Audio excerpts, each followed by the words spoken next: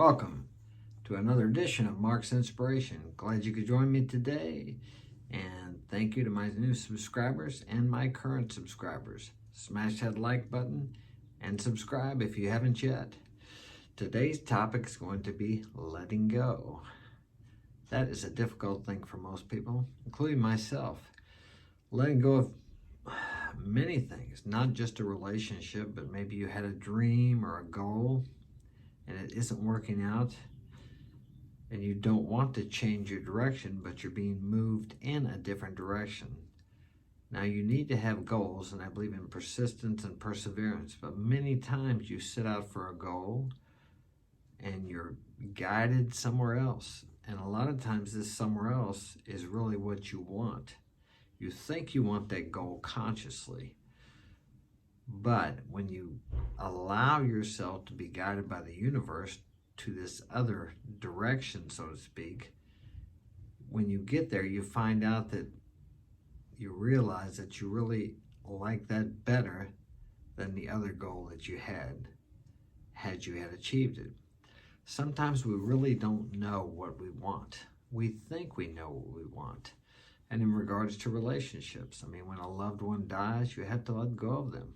Of course, you retain the memories, the good memories, but you have to let go of the bad ones. If you've had anger for that person or resentment, you have to let that go because they're gone.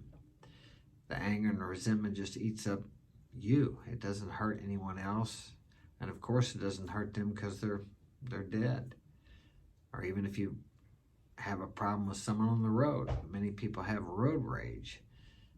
And they get angry at someone on the road, and that person doesn't even know that they cut them off in traffic. And the resentful person goes around for days, maybe even weeks, complaining about the person, or complaining about traffic, or about how people drive, and this and that. That doesn't hurt any of the other drivers. It doesn't hurt the driver who cut this person off, but it does hurt the person who is resentful. Resentment eats up the container it's stored in. And another thing about letting go is if you don't let go of the past, and I've struggled with that myself, if you don't let go of the past relationships, past traumas, as they say, seems like everything's a trauma now. I don't agree with that, but anyway, letting go of the things in the past that have hurt you and trying to look at them from a different perspective, letting go of all relationships, because if you don't take your foot off the shore, you can't reach distant lands.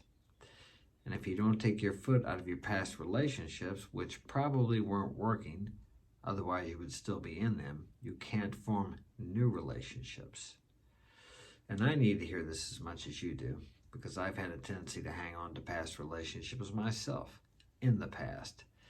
And it isn't until you let go of them, and you want to learn from the relationships in the past, of course, what mistakes you made, what you can do better the next time, and you should be growing. You should be able to look back over your past relationships, your mistakes, and everything, and see what you've learned from that. You learn from it, you go on to new situations, new problems, new challenges, and you take the past, what you've learned in the past, to create a new future. Now, we can all do this if we take the word blame out of our vocabulary.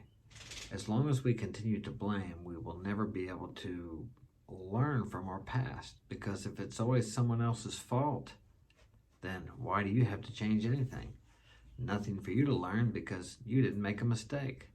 We all make mistakes. It's much easier being wrong than being right and defending your righteousness. That'll get you into a lot of trouble, and not too many people will like you, because you will always be argumentative. You will be arguing with everyone. What we have to realize is that from that person's perspective, they believe they are right, and maybe they are. Many times I thought I was right and I was not. I remember one day my daughter asked me if this thing I ordered from her was going to come. I ordered it on Amazon. And this was a Sunday. I think I ordered it like on a Tuesday. And I said, no, it's not going to come today. The mail does not come on Sunday. This was quite a while back. And she didn't argue with me, but had she argued with me, I would have told her explicitly that she is not going to get it on Sunday because as long as I lived, the mail never came on Sundays. Well, it was later on that afternoon, I seen the mail truck stop by and drop off her package.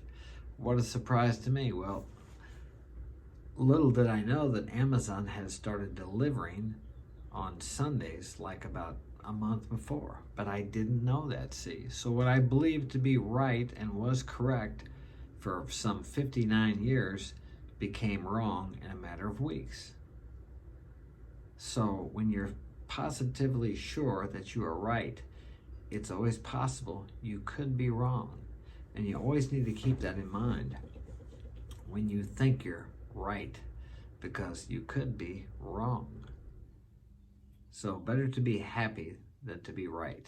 I prefer today to be happy than to be right, and to let go of the hurts from the past, or at least to look at them in a way that I can see how they've helped me. Because you can look at things either way, as something bad or as something you can learn from, as a stepping stone or a stumbling block. That's all I have for today. I was late getting started, so it's a short video. Thanks for joining me, and I will see you tomorrow.